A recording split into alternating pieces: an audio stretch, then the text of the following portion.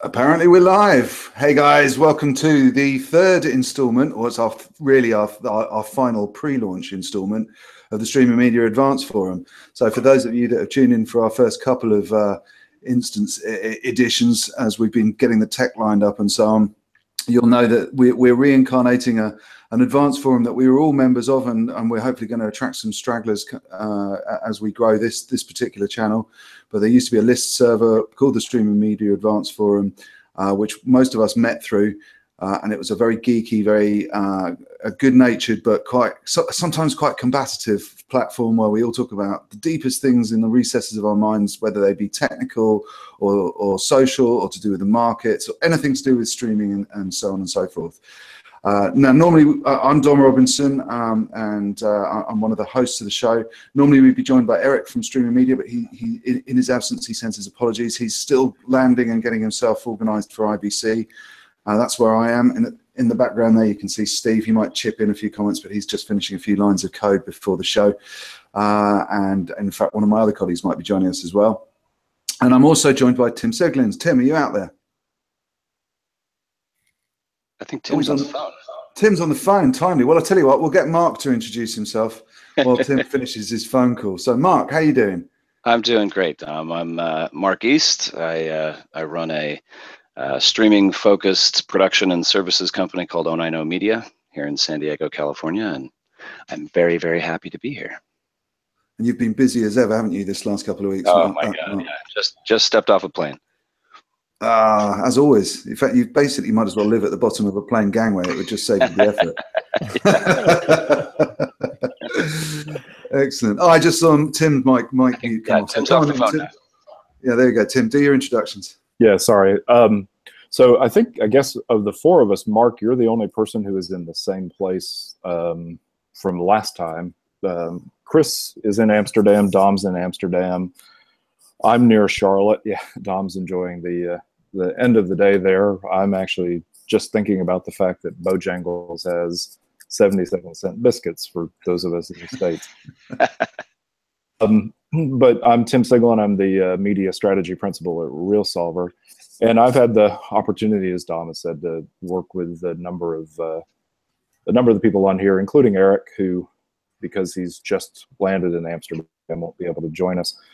But we asked Chris Knowlton to be on here, and Chris and I have a long history. As a matter of fact, Chris, I think we may have met first time on the boat in Amsterdam on the canal cruise. Dom was on that. I know. Kevin Towles. That would have been like 10 years ago. Yeah, in fact, Kevin Towles was on there from Adobe. I have a picture of you and Kevin doing a mock throttling of each other's necks. Oh, that's right. Yeah, yeah. And there was somebody there, I think, from Real as well. But Chris, of course, was at Microsoft at that point. Chris, give us a little bit of your journey for the last few years, because you were with a big company, then you went to a startup, which grew into now you're at a startup again. So just give us a quick overview. Sure. I was at Microsoft for 10 years, first working on Windows Media, mostly focusing on the server side.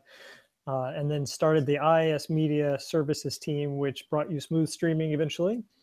And then, as you mentioned, I moved over to Wowza Media Systems, which at the time was a fairly small startup that had been around for a few years, but was picking up momentum quickly. And of course, now is something of a juggernaut on the media server software side. And I was there for 5 years, the first leading product, and then evangelism, industry evangelism, really trying to raise the visibility of streaming across the board, not just for Wowza. And then about 4 or 5 months ago, went to a small company, even smaller. This one only had 8 employees when I started, called Blue Frame Technology, which focuses on an end-to-end platform for simple sports broadcasting. And the sweet spot for them is Division II, Division III colleges, Division I minor sports, where somebody may have the budget to put up 1 or 2 cameras, maybe even 4 if they're really lucky, and with our software can switch back and forth between them and stream it out over all screens. Very good. And for you, the journey of moving from a large company to a small company, and then which grew into a small company again, what's different for those in our audience who might say work in a corporation doing corporate media versus working in a startup? Yeah, that's a fair question. I think I've been fairly fortunate because even at Microsoft, which obviously is huge, you know, I had the advantage to start a new team, the IS Media Services team. And for me, that was like having a startup, but with all the resources of a large company. So big budget, you didn't have to worry about not getting a paycheck the next week if you didn't make a sale, anything like that. At the smaller companies, it's, you know, there's a little bit more practical concern, and sometimes you have to be much more strategic about your bets, because if you make the wrong bet, you potentially run out of money. And so everything we do has to go through a much more rigorous filter, I would say. Sometimes, you know, with a large company where you have lots of money and you have lots of other groups that can be funding it, you have a little more leeway, I think. You can take bigger risks, but the irony there, of course, is that I find that smaller companies are more likely to be risk takers. Right. Even with that, but I think the thing there too is that if you take a big risk, you know that your paycheck may be on the line as a small company, and you're more likely to be all in. You are fully committed to that risk, as opposed to, yeah, we're going to make this big risk, and if it doesn't work, no big deal. It is a big deal. And so that really changes your mindset. And it's interesting you say that. When I was going through my MBA, one of the things that I realized, because my focus was entrepreneurship, the problems that big companies face and small companies face are pretty much the same in terms of risk taking, except for the fact that there are a whole lot more zeros behind a big company's. Same risk, less responsibility, right. You mean? Exactly. In fact, one of my professors said, and you sort of alluded to this, Chris, opportunity sucks. It's never a problem to have opportunity, but if you have too many opportunities, as you say, you have to sort of make a decision to filter down and choose which opportunity to go after. That's right. Well, good. We're ecstatic that you're on here with us. And let's see, Dom, let's talk briefly about the tech. Since it's been a couple of weeks, we're at the point where we feel like we've got it stabilized. We've even got, you know, lower thirds now. Just talk briefly about what you've done with the Streaming Media Advanced Forum website, and how to do the embeds. So I've been bugging everybody who's in the chat today for tips and tricks here, but I was very keen to use Hangouts, the Hangouts on Air feature that YouTube offer as the core technology, because it's so ubiquitous. It's a very good platform. But a few months ago, the middle of the year, they turned off the ability to embed live streams for the general user of Hangouts on Air. You could still do a Hangout on Air, but you could only make it available through youtube.com itself or through your channel. And when you first start set up a YouTube channel, until you've got a certain number of employees, a certain number of subscribers, it's called basically youtube.com/channel/ and a long string of characters. And I couldn't memorize that long string of characters to tell everybody on social media and tell people where to come and find us. And I was very keen to use a domain, the one you presumably come to watch the video today, SMAdvancedForum.com, and have the live feeds naturally simply embedded into the web page. So in a bit of a panic, because we couldn't get it to work smoothly for the first 2 editions, I spent much of the last month digging around, looking at the market for comparable platforms. Actually, in my innocence, I thought that there were going to be a large number of conference platforms where you could effectively press a red button and go live to a streaming service.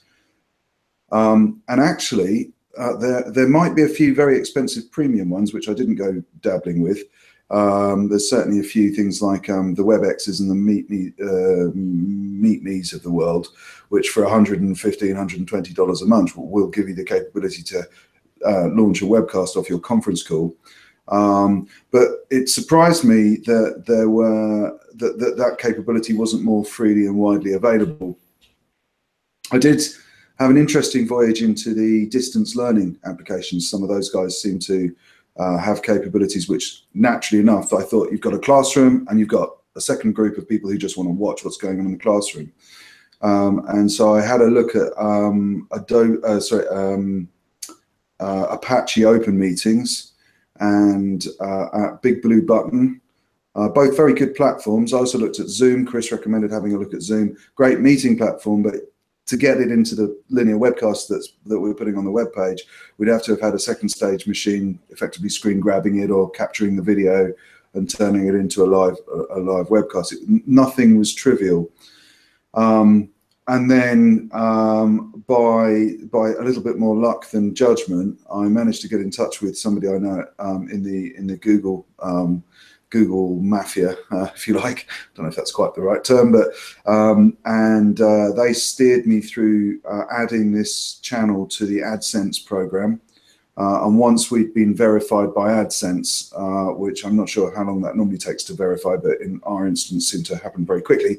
Once you've been verified for AdSense, then you can actually check the allow embedding button on, and lo and behold, now we've got a ridiculously, well, in fact, I think this is possibly the simplest, sort of combination of the simplest and most complex webcast workflow that I've played with. Now we can change the video that's embedded in the web page with a little bit of Ajax to push when we're ready to go live, and in the meanwhile I can very easily change that to another video. I could even sort of change it mid-roll, and we could jump out and break out into a different YouTube video, and then I could return us to the live stream. And then from the point of view of the participants, it's extremely easy. It's just a Google Hangout. We just join and use the capabilities of our laptop to stream. So I think it's a very impressive platform, but I hadn't really realized how unique the Hangouts on Air platform is.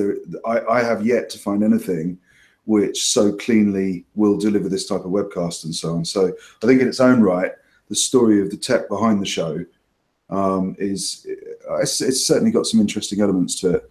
I've also opted for a Chatango chat room on the right of the web page on the main web page. Chatango was free. It was also clean, limited ads, if any. You can customize it quite a lot. So, and I thought it looked quite nice. It sits quite well. I've got it open on my phone as well.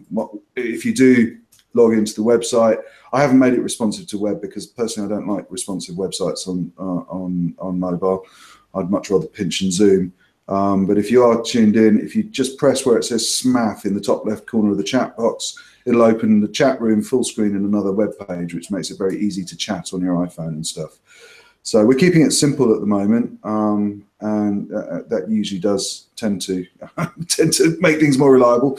And the final thing that I added is on the web page itself, Wix, which I love using for quick and easy web pages, has a new plugin which is enabling us to promote events. So as we plan forwards now, we can actually automatically promote events. We instead of registering like you would for a ticket, we've got I'm going to treat it more like a remind me thing. But if you do register for a reminder, there's also a box in there which will allow you to put a little comment in if there's any topics you think we should be bringing up and so on. So just as you can in the chat room, do feel free in advance if you think there's something good, something exciting going on in the month between our shows. Make sure you let us know through that email route, which would be useful. Well, and I think it's interesting, Dom, that as we talk about the fact that we're the Streaming Media Advanced Forum, or the reincarnation of that, the fact that even today, 20 years in, or 19 and a half years in, we're still having to figure out some of these technologies. I mean, it's not as quote unquote simple as television, and when you say it's more reliable in the simplistic looking nature, honestly, it's probably more complicated on the back end to make it look easier for those of us who are users or those of us who participate. So yeah, I mean, I did go through a crazy one, and I'm sure all three of you will chuckle when I say this, but I did go through a brief moment of thinking, God, should I actually build something for this purpose? Go and adapt an asterisk server, or go and adapt a sort of, stop laughing, Steve. Who's providing comic relief in the back. What should I get stuck while trying to do something that I'm way out of my depth and phone Steve? But yeah, it is complicated making things simple for sure. Good. So let's switch gears real quick. You and Chris and Steve, of course, are at IBC. Eric has flown in. What do you all expect to see? And Chris, have you been on the show floor yet at this point?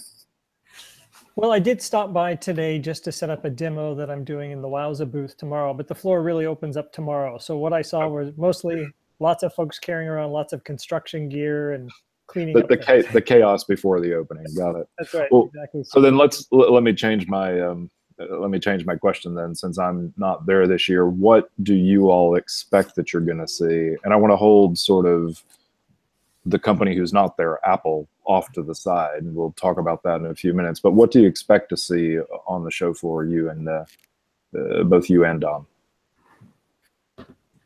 Well, I'll go. You know, I have been seeing much more talk about actually using HEVC with 4K, and in Europe more so than in other regions. You know, the focus on Dash versus HLS and how that number seems to be moving up. And in fact, the recent report that came out from Bitmovin showed, I thought, some interesting numbers about how those trends are changing and starting to move in, you know, I don't know if they're totally surprising ways, but I was kind of interested to see how the numbers were trending up for both HEVC and Dash, especially in certain regions. And so I'm interested to see how much adoption is going to be there, and to see, you know, as we go into, say, NAB next year in the United States, how much of that starts trending over there as well. I think there's less of an appetite for it there, and I'm not quite sure why. I guess part of it is the standardization. Here, a lot of the European standards, for example, have, like HBB-TV, have adopted Dash early on, and I think that may be impacting some things.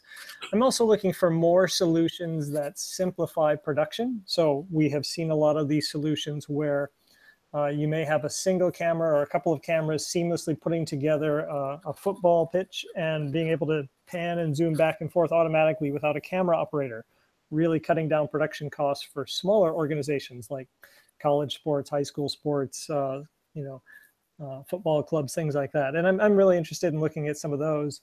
And are you talking about one of the other things? Chris, are you talking about PTZs there, or are you talking about virtual cameras? Yeah, where it's virtual. Yeah, you have maybe a 4K image, and artificial intelligence is automatically detecting the ball, the players, and then panning and zooming just as if you had a camera operator, but within this 4K image to give you a 1080p output. And okay. There are about 5 solutions that I've seen so far. I'm looking for more of those because there seems to be a lot of interest in those, especially for folks who just want to put something in a stadium or an arena and have it stay there all the time and just work without having to bring in a full production crew. Of those, Chris, you know, of those 5 solutions, who do you see, you know, kind of at the top of the heap? Who has the best tech at this point? That's a great question. I think the one that's been out there the most, the longest, and maybe has the most refined solution is Pixelot. But there's another company called Keymotion that seems to be moving up very quickly, and they have some pretty impressive technology. There's another one located in the Netherlands called TNO. Another one that's it's a lower end. I was going to say TNO is the Netherlands organization. For people who don't know that, it's the Dutch think tank that does a lot of technologies that get spun out. Yep, exactly so. Yep, and so they have something that's kind of interesting and a little bit more moderate price point. There's a new one, well, new to me. It's actually, turns out it's been around for a while, from Spain, called Automatic TV. And that looks like it might be kind of interesting as well. And then there's sort of a lower end entrant in terms of price, which takes some lower resolution cameras and some 3D printing and puts together a sort of a 2-camera kit that is aimed more at the youth clubs and high schools and things, from a company called Vio out of Denmark. And so I'm interested in taking a look at all those and comparing them and their price points and the quality and seeing which one would make the most sense for varying audiences. I think each one has its place, and I think it's just a question of price point and sophistication of the audience, what they're trying to put out. So can I just... So those are some of the things that are top of mind for me. Can I just cut in there, Chris? You mentioned Bitmovin's report about Dash, the growth and adoption of Dash. Sorry to jump away from the camera automation stuff, but it caught my eye, the Dash stuff. It's funny, I think what's happening with the Dash uptake is the Google codecs are getting more widely adopted. And I think that the Google formats for delivery rely more on a more Dash compliant packaging than HLS compliant packaging, and I think that's probably the driver, rather than I don't think that's really what I think is driving it. I just wondered if you guys have got different views on that. So Dom, just to clarify, you're saying that an uptick in VP9/AV1 in Europe is what's driving it, as opposed to looking at the Dash standard itself? Yeah, I think so. In my experience, I was doing some work just getting some live streaming into, you know, cross browser streaming going, and without using plugins, live streaming into Chrome with HLS is a pain in the ass, basically. So you end up having to dual encode with everything into a WebM container and package it up. In my case, I was packaging up with the Shaka packager, and that seems to be becoming a more common workflow. And in fact, I was working with a guy who's in my neck of the woods back in the UK, is the BBC Southeast, one of the BBC Southeast cameramen, and he's just tinkering and setting up his own live workflow. He'd got JW Player in, because originally that was doing some cross-platform live streaming for him, and dealing with the HLS within the context of Chrome for him. But then after a 30-day trial, it expired, and they expected an awful lot of money to upgrade it. So he's now looking at having to run his own server so that he can actually just put out a WebM container and an MP4 HLS stream in parallel, so that he can just use HTML5 video tags in the browser. And I think as people are starting to want to step away from the plug-in players and stick to the native video tags, because it's easy for the web programmer to do, that's driving more push back in the network for people to start playing with, how do I get this streaming? I don't want to spend the money on the players. Maybe I'm wrong, but that's my impression.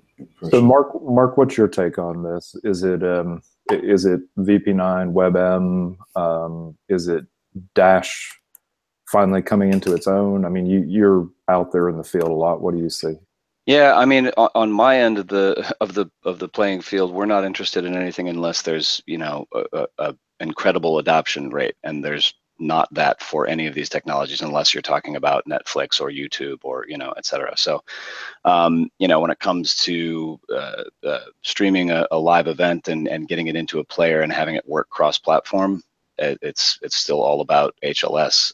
For, you know, in our neck of the woods, everyone's looking at Dash, everyone's, you know, looking at VP9 and AV1 and everything, but it's all very kind of pie in the sky on the you know, boots on the ground sort of from that perspective. You know what I mean?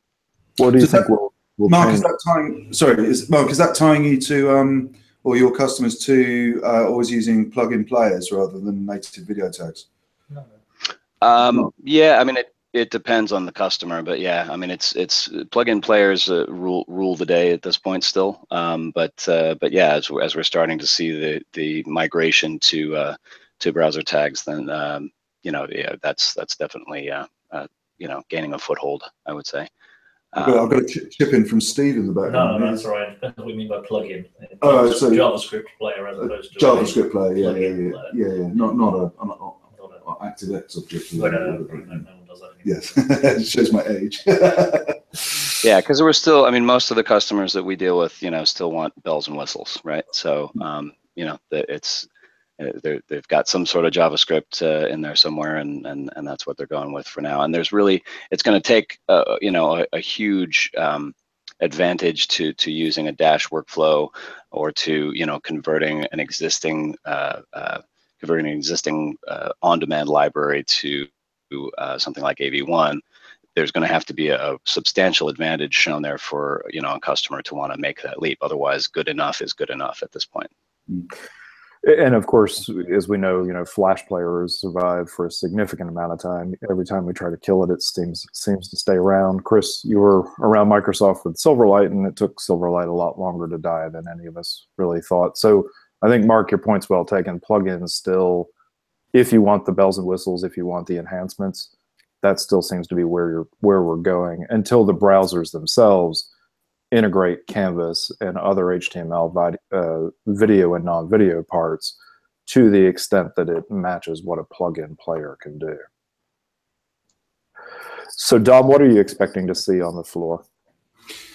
I think most of the streaming companies involved in streaming distribution are putting their front foot forward a bit more confidently with their own independent low latency solutions. You know, YouTube's just come out with its one, but I think most of the technology vendors have got some story on low latency this autumn. So I'm kind of expecting to be mown down with a lot of people saying I can do 2-second latency.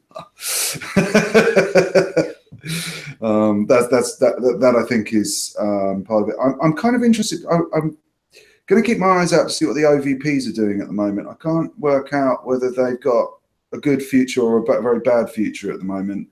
I don't know if you guys have got any views on that, but I think the OVP's role is getting skinnier and skinnier.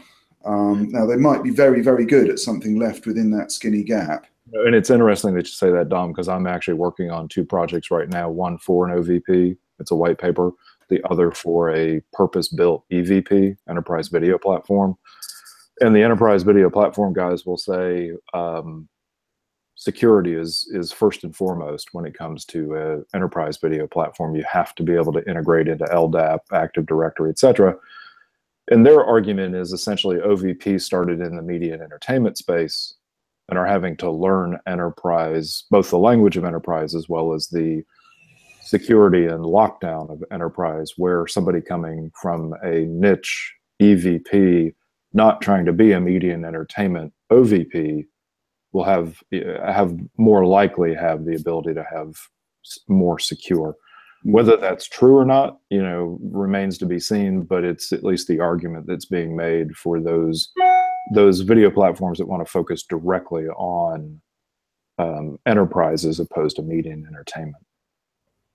Yeah, I guess what I'm wondering is whether the typical publisher these days is increasingly able to just drop video in workflow, if you like, with all their other HTML assets, that actually the specialized niche of getting cross-browser player integration done properly and so on and so forth, which the OVPs always used to give everyone a hand doing, partly because the CDNs didn't want to do the nitty-gritty, ever-changing cost of business of keeping their players looking good and so on, and the enterprises themselves or the publishers themselves weren't keen on it. I'm wondering whether it's now just getting so easy for the publishers to just go point to the video that actually the OVP role is in some way challenged by that. I don't know. I definitely want to go and see where the OVP space is. It's not a space I've specifically ever been in myself, but it's always worth keeping an eye on these sectors. Are we sitting in a position in the industry now that it's sort of like CDNs were 5 to 7 years ago? You sort of knew who your CDN was and you focused on the CDN and they had services, and then OVPs came along to sort of be the overlay on top of that. Ultimately, as you say, if publishers, I mean, if it's single-click publishing, like out of a NewTek TriCaster to one of 7 different OVPs, what's the differentiator for you? Is it price, like it was in the CDN days where we, faced that downward spiral of per gigabyte delivery, or? I mean, I think the OVPs have taken everyone down at sort of kicking each other against their ability to interpret all the data you can turn into monetization for a long time. Like the CDNs have spent a long time kicking each other over latency and well, principally latency, and I think after a while those problems sort of become so commoditized, so solved that the story just isn't very exciting, and the OVP stories don't really jump out. When you see an announcement from one of the OVPs, it's kind of okay, we'll just flip past that one and go on to the next story. But I just want to know if I'm missing something. I always like to play counterintuitive to myself sometimes. Interesting. Mark, what's your take on OVPs versus OVPs? Yeah, I mean, is that a commoditized part of the market at this point versus niche things like EVPs? I think absolutely. I think in terms of, again, from the boots on the ground perspective, I don't think anyone's reevaluating their marriage to a specific OVP based on a subset of features, let's say, or ease of use. If they've jumped into bed with one or maybe 2, then that's where they're staying for now. Do you know what I mean? Mm-hmm. Sure. I think it's definitely become commoditized for sure. And Chris, you sort of have lived through this whole transition, you know, with Wowza, and obviously Wowza powers EVPs, specialized OVPs, generic OVPs. What's your take? I mean, are we at a point of commodity, or are we at a point where the OVPs can still continue to innovate and argue for their value? I think there is still room for each of them to innovate. It seems as if each one, when I look at some of the major players, you know, have their own particular focus. And I think if you were to line them up side by side for some customers, they're going to have, each of them will, or all of them will have, you know, a core set of features that a number of customers will find useful. And then it just becomes sort of a pricing and ease of use kind of argument. I think each one still is specializing in different areas, and for certain niche markets or verticals, some folks are still going to lean towards one or another and how they continue to add value there. It's interesting to watch all of them and see how they're continuing to try and add value, and some of them seem to be picking out certain areas to do that. And I think that's probably a good idea, because if they all just keep matching each other exactly feature for feature, then, you know, it does completely become a commodity, as opposed to going after one market and just really nailing it with ease of use and a complete end-to-end feature set. Yeah, it's interesting you say that, because the project that I'm working on that I can't talk about right at the moment, obviously be able to talk about it once the white paper gets published, it is a pitch toward a core fundamental innovation as part of the workflow process. But, you know, to Mark's point, you're right. I guess we're not all married to an OVP. Short of the stickiness of their platform itself, we're not married to an OVP in terms of unique features, or at least it doesn't seem like at this point we are. And I think that is an area that the OVPs themselves have to go out and show us why their innovation would be something to hold us to that particular platform. Right. And one of the other interesting things too, I think, is that, you know, looking at it from the perspective of some of the smaller solution players out there in the market who have been looking at providing end-to-end streaming solutions, and they've added on CDN support and CMS support and advertising and other monetization support. And as each of them do that and slowly build on this technology as it becomes easier and lower cost, those each effectively becomes an OVP competitor as well. And that makes it interesting, because that provides downward pressure on pricing for a lot of folks. And that makes the larger OVPs, who have, you know, been used to higher price points, they really have to go out and look for the higher value features to add that will get them into those customers that are looking for a very specific solution, in which an OVP, even at a higher price point with a good solution, is still more cost effective than somebody building it on their own with some of the less expensive technologies which continue to become available. Interesting. All right. If we can, Dom, do you have anything else to add to that, coming back around full circle? No, just a last comment. Something Mark and I were working on a football a little bit, on a project over the last few months, focused on football a little bit. And one of the things that those guys were very keen on was just a simple, smooth integration with all the DRM clearance. It's quite premium. Well, in their own context, it's quite a premium asset. And their audiences are very, very inclined to share as much as possible. You know, somebody gets a login that's not secure, they want to share it and so on. And I didn't feel that there was a great swathe of options in terms of simple workflows that a production team can come together with an online platform, if you like, and simply get the keys in place and sort out the whole ticketing and monetization, and give the customer some sense that their content was going to get at least as near as damn it a maximized revenue opportunity. I don't know. I kind of don't want to jump on their names because nobody's made any commitments in that particular project yet. It's still kind of at a design stage.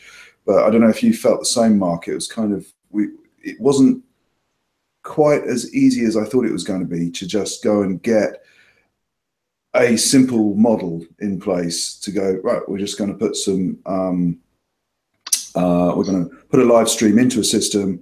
We can do all the distribution, we can do all the video compression and all of that quite straightforwardly.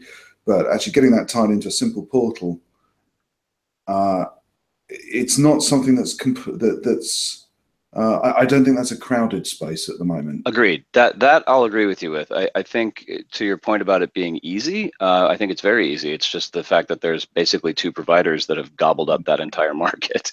You got Kling and you got Swipe, and they both do virtually the same thing, and their pricing models are very, very similar. And but yeah, I mean, it's completely turnkey at this point. It's just that you have no other options. There are a couple little baby companies out there that are trying to eat some of their lunch, but I don't think they're having very much success. They were the first movers, and they ate it up.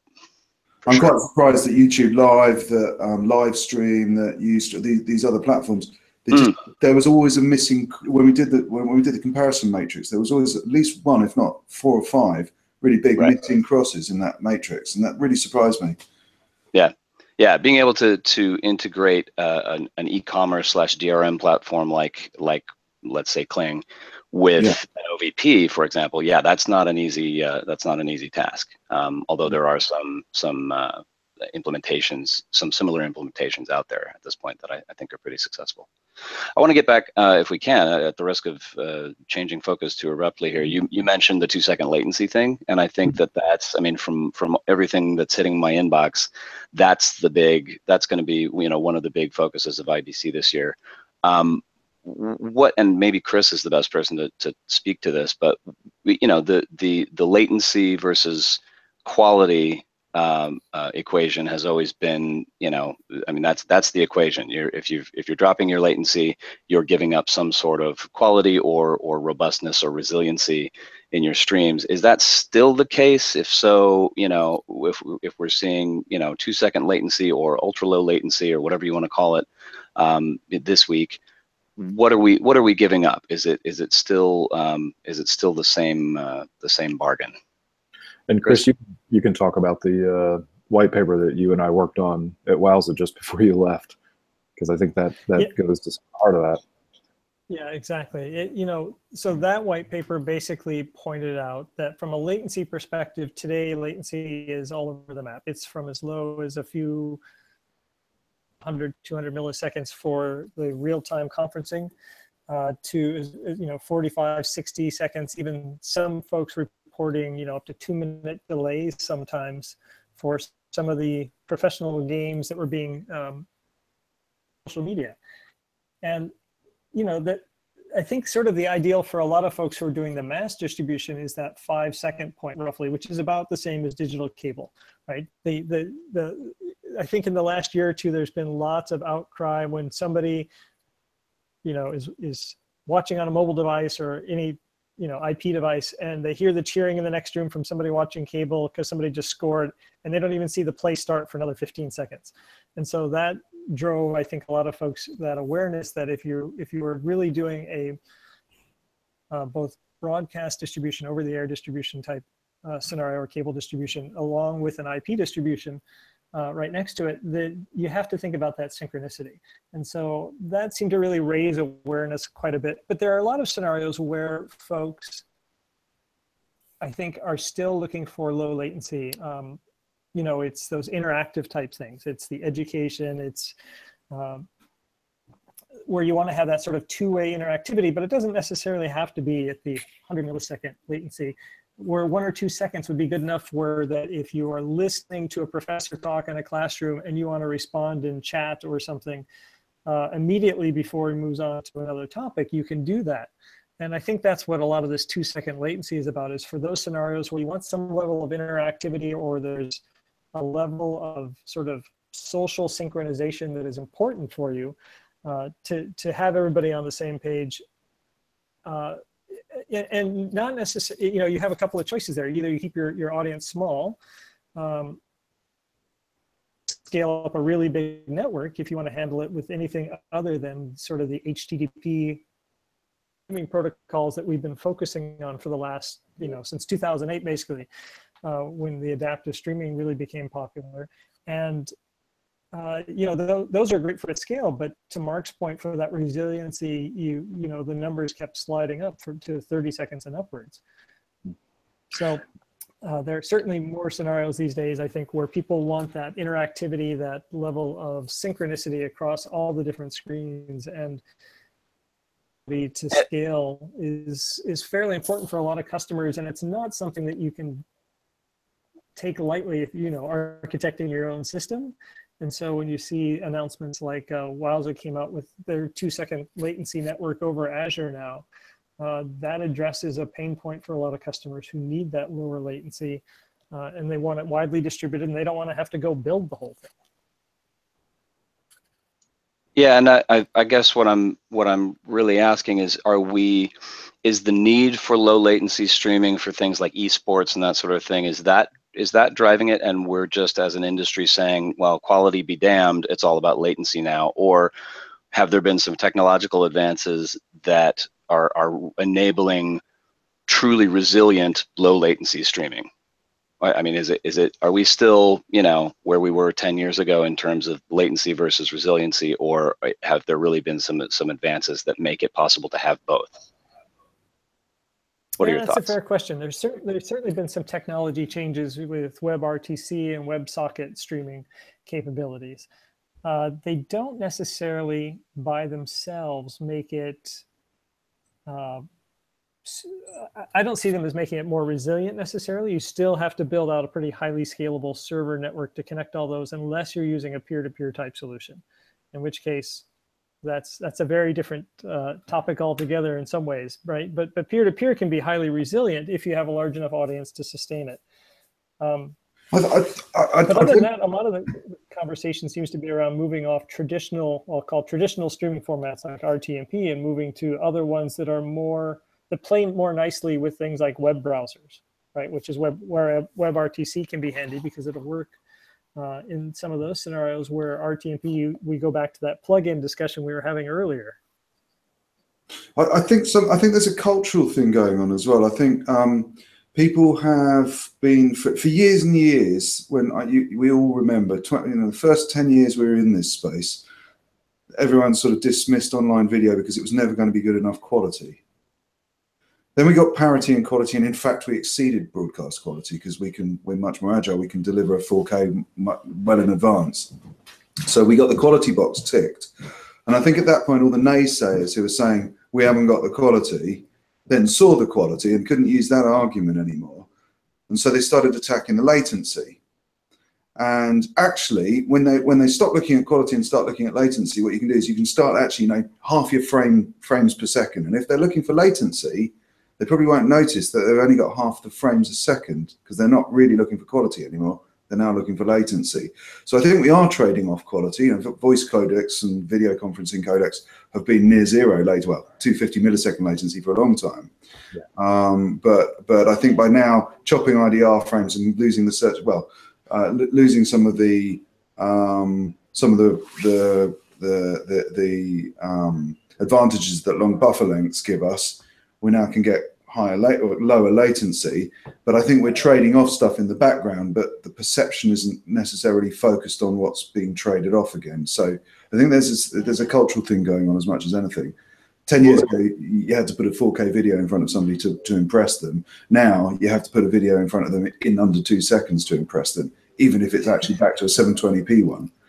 So, in the mid-90s, my focus was video conferencing before I came into streaming. And of course, for us, 250 milliseconds was really, really high. That wasn't inherent. We didn't want to get to that level. Ultimately, we're looking at 70 milliseconds end to end. And that was from the time of the encode starting to the time it was delivered to somebody, because we understood that we needed to get under 250 milliseconds for the bidirectional part of it. And I think that goes to Mark's point. Things like esports, you can do a limited number of people who need that bidirectional capability, and then you can flip over and use another server to broadcast it out in HLS to those people who 10 seconds doesn't make that much of a difference. Now, if it's a betting scenario, you obviously want to keep your latencies as low as possible. But if it's just a viewing as opposed to participatory, then ultimately, to what Chris was saying, we can scale up on that side, understanding that they may be delayed more than the typical cable delivery, but we can use that scale up for the mass, and we can use the lower number of people on lower latency. Which brings me to an interesting question. Apple announced this week that they built their own video encoder as part of the iPhone 8, iPhone 10, or iPhone X, as some people are calling it. Is the assumption from an innovation standpoint, and they of course claim that they're doing image analysis in real time during the recording, is part of the innovation going to be that companies who work in low latency or work in high quality have to build their own encoders, or does the market have enough sort of general purpose HEVC encoders out there to allow just going out and buying one off the shelf? And I'm going to toss that out to all three of you. Good question, Tim. I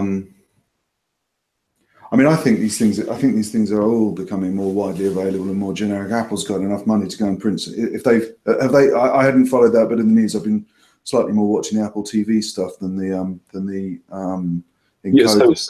So the Apple TV, of course, is going to do 4K. It's 15 megabit per second stable connection to be able to watch 4K. In the definition yet isn't whether it's 420 at 15 meg or 444 at 15 meg, but it seems like that's the threshold they've set for you to have to reach to be able to stream 4K. What they talked about, Dom, with the phones themselves is that the phones are actually they built their own encoder, which tiles out what they're claiming essentially 2 million tiles per second, because they can do 4K 60 on the iPhone 8. Wow. And that by tiling it down into these smaller pixel block sizes, they can do image analysis. So to me, it sounds like, unlike Apple, where they'll go out and get best in breed, they may have found that they could not get a best in breed for their particular hardware. And of course, they make their own chipset, so therefore it may make more sense that they did it. But ultimately, they're, part of the pitch they're making is our encoder is going to give you better quality on our phone versus anybody else's encoder that's in a third-party app. So the question is, does that mean that we're going to see more of these built, custom built, or will we reach a point like ABC where it's so good in even the generic encoder that we have to that we can sort of just turn around and buy something off the shelf? I mean, I think that I've been quite surprised at the price drop of like system on chips and so on. This is a little toy demo I've been setting up for a friend's stand. That's a shoutcast encoder in a Tic Tac box.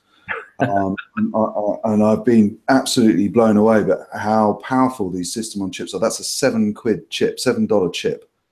Is that like a Pi Zero, or is it something? No, it's smaller. It's a MediaTek MT788 chip, but it's a very nice little chip. But the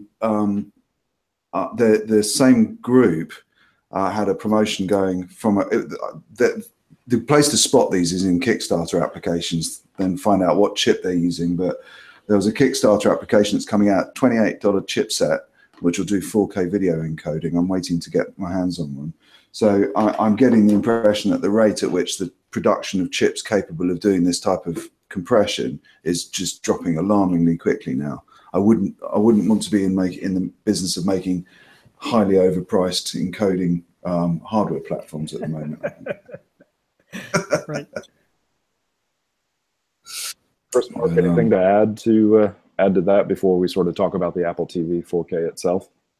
Well, I thought it was interesting that Apple put in, the one thing that it did too was the 1080p 240 frames per second, which ought to make for excellent slow-mo. It's 4 times the frame rate of what SMPTE provides, I think. And I was actually talking to somebody who is a vendor focusing sort of on that whole side of the sports equation, where getting slow-mo and being able to do interesting things with it for fans and for coaches is very important. And they said, we have an encoder, but we're going to switch over to this new Apple encoder because it does this stuff so much more easily and with a device that anyone off the street can buy and justify buying. So we're just going to switch over to using that. And so I thought it was interesting that, within such a short time, it was already affecting how people are designing their products going forward in some areas. So it ought to have an interesting impact and give us all access to that slow-mo type effect. And it goes to an interesting point, Chris, that you're talking about with these sort of virtual camera 4Ks that you set up around a stadium or arena. What if the answer is to, buy 60 iPhone 10s and put those in place, and that essentially becomes your acquisition feed?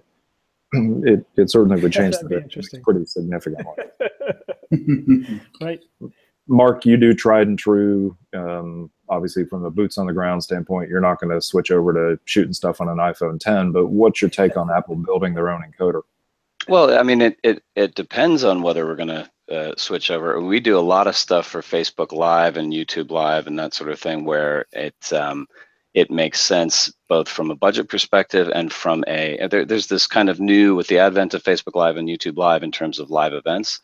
If, like, we just did one, I just flew back from doing something for the Fuse Network in New Orleans that was a Facebook Live, and ostensibly we shot it with a typical camera rig and a field mixer and the whole, like a basic package. But we were talking about, the other option was to shoot it on an iPhone in a rig with a decent light and a decent mic and a decent this, and that would provide a little bit more of a genuine fly on the wall sort of point of view, if you will, and that's what they were going for.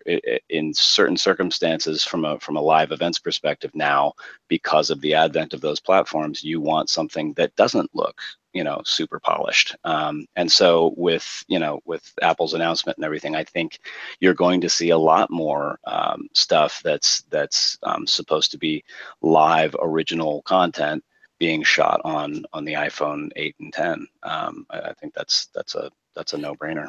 The only problem with the shooting on iPhones is when somebody calls you in the middle of the shoot. Seriously, I've been flying drones. Things can be done, yes. I've been flying drones, and the problem is you can't turn the calls off because you need the internet connection. Exactly. True. And I've had an Inspire, like an Inspire 2 Plus, like a $4,000 drone, like 400 foot and a kilometer away from me. And somebody's called me in the middle of the shot, and I'm blind until I clear the call and reestablish the connection to the drone.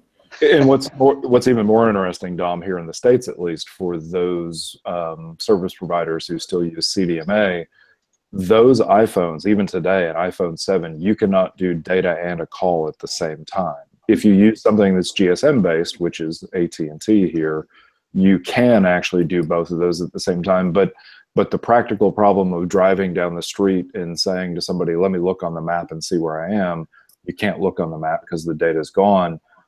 What your scenario is could be a really difficult scenario in the fact that the data just drops, the connection completely. God forbid anybody decides to do self-driving cars controlled by an iPhone.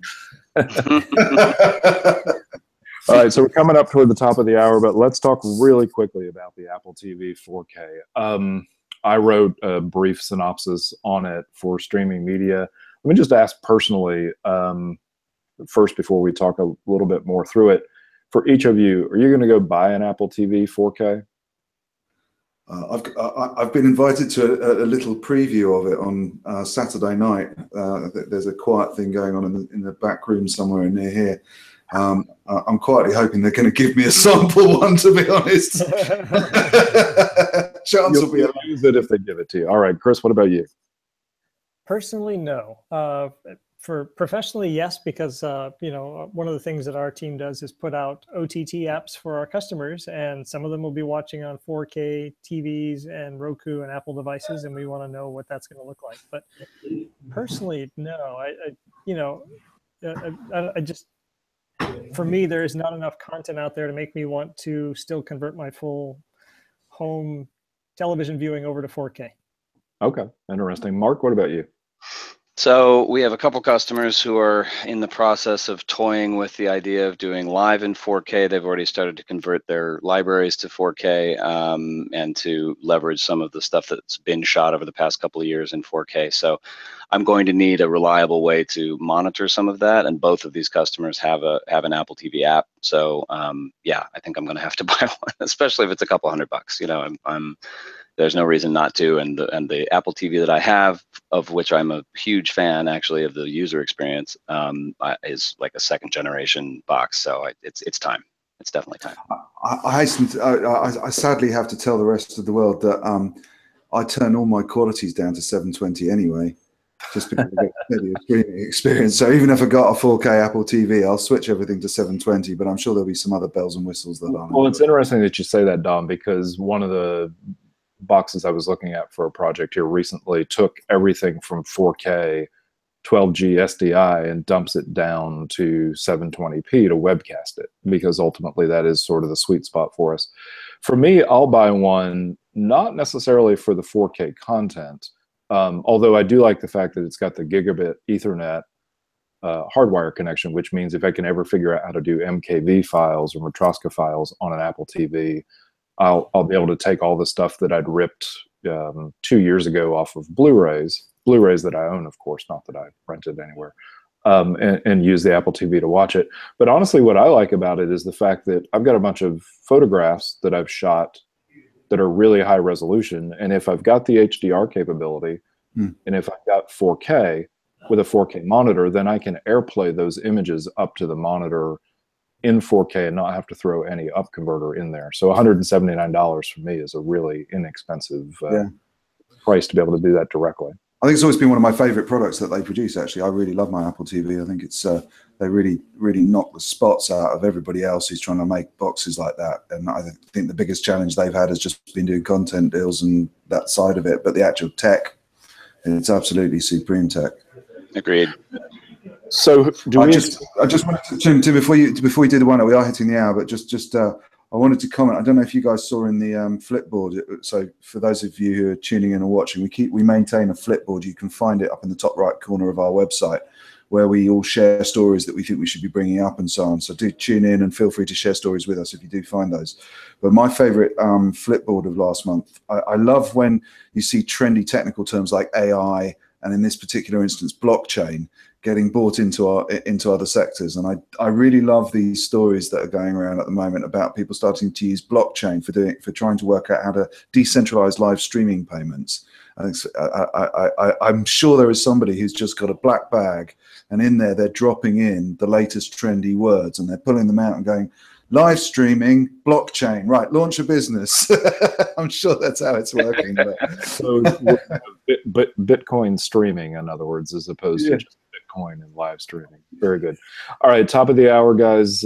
Thank you very much for joining us, all of you who are in the audience, as well as our panelists who are far flung, although there seems to be a concentration in Amsterdam, at least for the four of us. You all enjoy your evening there. Mark, thank you as always for coming on. Chris, pleasure to have you on. We didn't even get to talk about fragmented MP4 in our history there, but we'll get around to that at some point, I'm sure. Dom, as always, and I'm going to hand it back to you to close it out. Cool. So we're basically going to be, we're aiming to be back on the first Thursday of each month. We'll be 5 p.m. UK time GMT, so you'll have to work your offsets out of that. We've got a new reminder feature on each event, so do go to the website and just send me an email, and I'll try and remember to email you out on the afternoon of the event. We have got somebody who's coming together to help do a bit of social media feeding as well, so that should keep things topped up. If you want to take part, let us know, and do check out the archives and so on as they go live. This should be up in 5-10 minutes, I guess. And I'll see you next month. Thank you very much, guys. We'll see you all soon. Been a pleasure. Thanks, guys. Cheers.